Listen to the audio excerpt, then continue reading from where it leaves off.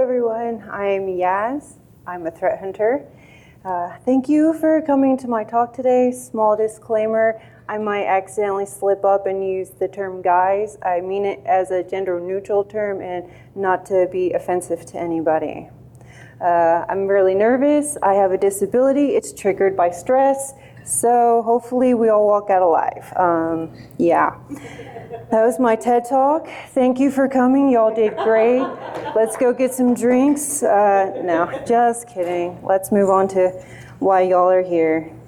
Y'all are here to walk away with a better understanding of threat hunters and threat hunting, which includes common types of hunters, what a threat hunter might add to incident response and prevention, skills us hunters might have, and how they might help, common tools that we use, a method to our madness, why organizations should care about their threat space, and some helpful learning aids. So first, a little bit about me. I started tinkering with web page vulnerabilities when I was around 17 years old. Nothing major, just changing things in the address bar and changing, code on pages that I've published. Nothing too big. I was purposefully infecting my own systems soon after that with spyware, simple things like catching keystrokes and capturing screens and sending them to my email because I thought it was fun and I didn't have a lot of friends. But unfortunately, I was a real noob. I didn't know what I was doing, and I had no clue that was a real job because, really, who would pay for someone to do this? So I did what most people do, and I joined the military. I was about 19, and I joined as a signals intelligence analyst in about 2003. So yeah, I was one of the bodies. I ended up going into, that is signals intelligence in the National Guard. Then I went active duty in 2005, and did my time in 2018 in the Army the Army Reserves. Eventually I ended up at Department of Energy as their senior reverse engineer. And while I was there, I had a great team lead who would continuously push my technical skills and every chance that he had. And then soon after that, I went to Cylance and I continued to grow. And now I'm at Fidelis as their e-crimes senior threat researcher. Yay! So as you can see, my career and basically my adult life grew up in the shadows of digital conversations. I live for hunting. This is my jam. I can talk forever. Discovery of the unknown while staying unknown. I learned weaknesses in my targets and how to exploit them. I was trained to become an expert in the area I was assigned. Sometimes I unfortunately knew my targets better than my family. A target is a target, and I had better have my facts straight. People's lives were dependent on my ability to put that puzzle together. A network is a network, human or digitals. In the shadows, they're one and the same. So now I'm just going to give y'all some examples of my work life, from tracking Man 1 and getting into their use of Hassator, to tracking targets who are bad with OPSEC, having too much information, and finding possible new actors. But first, we go to the macros. Something people tend to notice about me is that I'll sometimes get way too into macros, and Man 1 was no exception. I had a lot of fun taking apart their macro and their use of Hassator. Hassator is a downloader, and it aims to put secondary malware on the system. I would start by looking at API calls just to get an idea of where the good stuff might be hiding. And you can see on this macro that it's going to check what operating system we are on. You can also see that it'll be freeing up some space, possibly to move code around, via kernel 32 virtual alloc. I would locate this API call and put a breakpoint on there, and then we could see that I was using XOR to hide the payload, and it was hollowing out some space and running Explorer exe just before injecting into it. There was also a specific string that was used, POLA. It was used as a marker to indicate where the unencoded code was in the binary right before it was going to be injected into the running Explorer exe. I loved this macro. It was one of my favorites. And those little Easter eggs like that you would find in the code, those little strings and markers would just continue my passion to want to dig deeper and see what else this macro had to hide. And while I would love to take you deeper, that's not why we came, and we have a limited time. So this is some bonus material. Yay, bonus scenes. We all love them. This first example is going to be an overview of a hunt I was on, and it started when I was checking low-level alerts for false positives, and I stumbled upon something odd. It was this weird GET request. And I was wondering, are they scanning us? Are they trying to own us? Do they think they're going to get somewhere? Like, what's really going on? So I looked up the information in our PCAP system, and I saw this post. And these people were noobs. They weren't waiting for any type of response from our network. They just kept going, kept uploading, and soon they were uploading backdoors. Yeah, it was great, but it was a failed mission from the start. They were trying to exploit a vulnerability that allows for arbitrary file upload and remote code execution. But we weren't vulnerable, so they were just wasting their time and giving us their files. And we laughed at them. This next example is CoinHive. I was again looking through low-level alerts. This was kind of a morning ritual I had. I would come into work, go through these alerts that happened in the last 24 hours to make sure that we weren't missing anything that we should be looking into. And I noticed something odd this day as well. I noticed an alert for a possible crypto miner infection. But when I checked the traffic, it was just CoinHive. It was there. This wasn't an infection. It was just evidence of crypto hijacking. The crypto mining code was placed on a website. The user clicked on the site, and he was unknowingly mining for codes while visiting this site. So when he clicked off, it was done, it was over. So there was nothing I could do. It was just annoying. Luckily, I did some research, and it looks like CoinHive is no longer a service, so y'all shouldn't be seeing it anymore. All right, let's get on to OPSEC fails, like the way analysts track North Korea, aka Hidden Cobra. This is just a small chart I put together during my analysis period.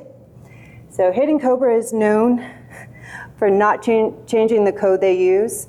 They are known for using Google Drive. They are known for leaving their files in Google Drive, for leaving victim files in Google Drive, for leaving their own files in Google Drive, leaving the password and credentials to the Google Drive. In malware, they're sending out to victims so that when researchers get it, we now have credentials to their Google Drive. Yeah, it's great. So sometimes if you're monitoring your network, you might also see the Red Star operating system pinging your network. And you're like, who's this scanning us? It's Hidden Cobra, because they don't hide who they are. And if you look up Red Star, you'll see it's their operating system. Fun times. So in this field, it's easy to get way too much information, and we all don't have the time to do everything. This is just an example of an information stealer I didn't recognize right away. So I took all the information that I had, I put it on a SharePoint that I created for my old team, and I was hoping that somebody would be able to get back to it later to possibly identify it. So we're going to get into talking about hunters now, and this is just going to be a big overview from lessons learned and experiences. The first type of hunters are those who hunt on endpoint management systems and large data collection systems. They typically sit in IR teams in SOCs. They are looking for things that might have been missed. They are looking for known IOCs. They are looking for patterns that might indicate a possible intrusion or infection. And sometimes they might just be looking for things they recently have read or heard about to see if their organization is affected. These hunters might also use that data to create signatures to help beef up their organization's security. The next type is a threat hunter, a threat researcher. These researchers are less likely to sit on IR teams and more likely to sit in cybersecurity companies, government agencies, and of course the military. These type of researchers might be assigned an area of operation or a threat space, or they might be researching on their interest or organizational needs. Both of these researchers are hunting threats based and gathered on open source intelligence. and some or both might have client data to work with or big data as well. They are both most likely tracking malware evolution, APT, TTPs, and new CVEs so they can try to stay one step ahead. And of course, we know that even a little vulnerability can be a dangerous thing. At least you push the right button. Hunters know their enemy's weaknesses. Their knowledge of their threat space gives them the upper hand. So why is this an important field? Imagine you're planning to go to war, and instead of using all the data that you have and all the intelligence, you just start chucking people at it. Well, this didn't work well for the mother of dragons. Even though she had the intelligence she needed, she didn't use it. Yeah. It did nothing to stop the White Walkers. It was one person who understood the enemy's weakness that took down that threat. It was Arya. She essentially killed the chain of attack. She was a skilled hunter who knew her threat space. When dealing with many threats of all shapes and sizes, there's no magic button or software that's going to fix it all. And being reactive instead of proactive can cost time and money. All right, so you might be wondering, well, what does a hunter do in IR and how do they help in IR and prevention? Well, the hunter is proactive. They're aiming to understand their threat space so well that they can stay one step ahead. They are the breaker of chains. Having someone who knows the changes in malicious campaigns, the newest ransomwares, how intrusion chain of attack works and how it looks like, what the malware chain of attack looks like and how it works, being able to create signatures, and is able to look for undiscovered threats on your network will no doubt help move you from reactive to proactive. All right, so now we're getting a better idea of threat intelligence and hunters. Let's talk about some skills that we might have. And this section again is put together from experiences and lessons learned. It's not meant to be the be-all, end-all list. With that said, I think above all, the top skill that an analyst can have is the ability to continue to learn. Threats are ever changing, and so the analyst must be on the lookout for that. Technologies, tactics, and techniques and procedures, they change too, and so must the analyst. We're going to start with malware analysis because it's the most basic one that these analysts should have. They need to understand how things behave both on the system and on the network. And while they might not be code deep or assembly deep, they can still gain a great amount of information about their threats.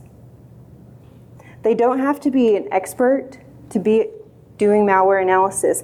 This is sometimes where analysts might step into cyber intelligence field or reverse engineering field. There's always a chain of attack, and these malware analysts can start identifying and breaking down that chain.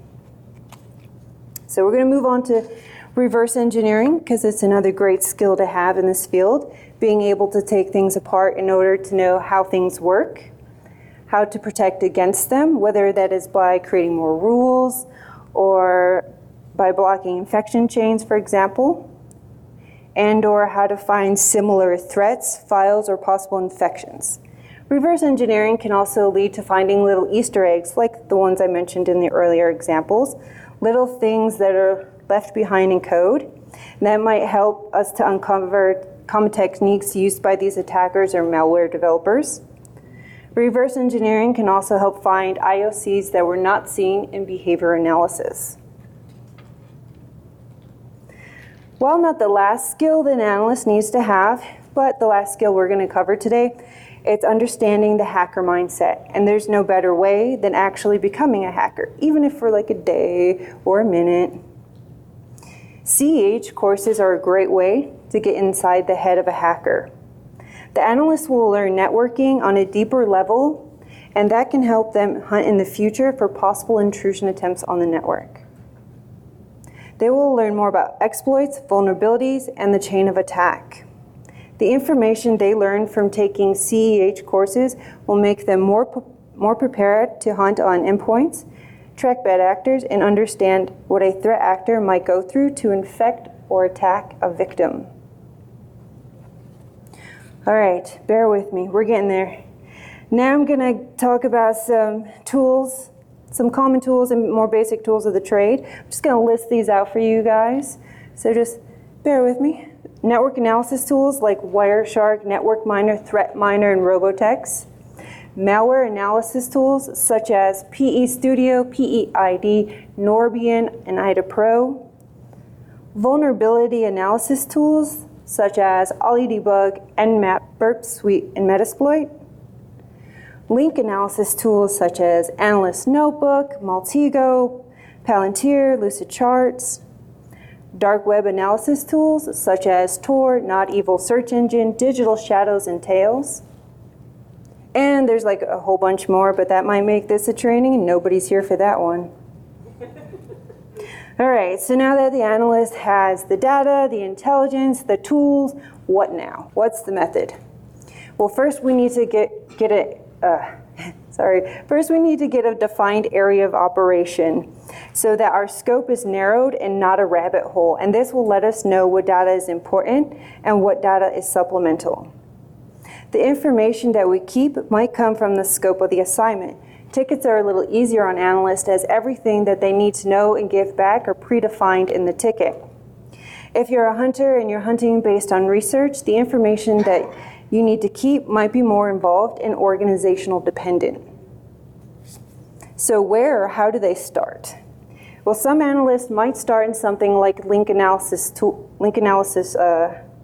tools such as Analyst Notebook, Maltego, or Visio, and some might start in something like OneNote where they're tabulating out the different data collection types. Similarly, they might use Excel in the same way. Ticket or IR-based hunting, they might use something like Jira. Either way, the analyst needs to have a place where they can put the data and grab the data back out without it being an issue. Oh, sorry. So sharing the information depends on many things. IR, ticket-based hunting, they might only be sharing that data internally, or during an IR response, they might only be sharing it with a client. Researchers might be using that data to publish blogs, or they both might be using it to help create endpoint signatures or YARA signatures to give back out to the community. All right, y'all, if you can tell by now, cyber intelligence and the threats aren't new. The data, the analysts, and the threats have always been here. So why does it seem like this is like the new buzzword and it's brand new? Because no one was listening to us before. Before, sexy things like ransomware and breaches weren't grabbing headlines on outlets beyond Twitter and the small cyber sex space. We were just nerds, no one really cared. So why should a company care about their threat space? Probably for the same reason that you would care about crime rates when you're moving into a new neighborhood. Every one company and organization doesn't have the same type of threat. Department of Energy is no doubt going to have different types of threats than Bank of America. A power company might have attacks more focused on taking down a power system or a grid system, and a hospital might have attacks more focused on locking up everything and demanding a ransomware. Understanding these threats will help an organization create a more tailored approach to their cybersecurity needs. Cyber intelligence helps fill the gaps that antivirus vendors and endpoint systems cannot do alone. Cyber intelligence and the hunters are weapons against past threats and future threats, because we know sometimes old malware likes to come back. All right, we're getting so close now. The next couple of slides are some learning aids for those interested, not sponsored. The first one is a YouTuber I go to, Malware for Hedgehogs. He's great. He has everything from beginner to advanced and doesn't try to talk over your head. So it's a great learning place. Some books that I have nearby for references are Learn Malware Analysis, Practical Packet Analysis, and Red Team Field Manual. Two websites that I frequent are Dieter Stevens. He creates tools and blogs, and sometimes he'll blog about his tools, so you can kind of get a lot in one site. The second is the Women's Society of Cyber Jutsu. It's a nonprofit organization who whose aim is to empower and help advance women in cybersecurity. And they were there for me when I was getting snubbed by my male counterparts trying to learn more. So they got a special place with me. Still not sponsored, y'all. I'm not going to try to read out these Twitter handles. You don't want me to. The first one is a malware researcher who often tweets about Hidden Cobra and other cool tidbits. Y'all, I was really into Hidden Cobra because they are funny. Y'all should look up all their OPSEC fails. There's a whole speech on them. The second person is also a malware researcher, and she tweets about many topics to include malware. The third person is a well-rounded, kick-ass cyber professional who I followed for a long minute before learning that she was my mentor, and I had one of those fangirl moments like, oh no!